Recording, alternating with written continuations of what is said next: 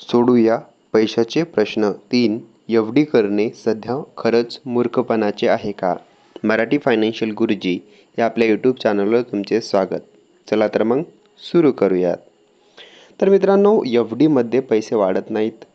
महागाईसुद्धा तेवढ्याच प्रमाणात वाढते. मग एफ.डी करूच नये का? तर ह्या गोष्टी अगोदर लक्षात घ्या. एक आहे, कोणत्याही एकाच मार्गात गुंतवणूक करणे योग्य नसते. त्यामुळे रिस्क खूप मोठ्या प्रमाणात वाढते. त्यासाठी गुंतवणूक ही खूप अनेक मार्गात असावी जेणेकरून रिस्क ही कमी होते. दुसरा आहे, एफ.डी हा सुरक्षित गुंतवणूक मार्ग आहे. त्यामुळे काही भाग यामध्ये असायलाच हवा. कारण की एफ.डी सेफ गुंतवणूक पर्याय आहे आणि कितीही गुंतवणूक असली तरी काही भाग एफ.डीमध्ये असावा.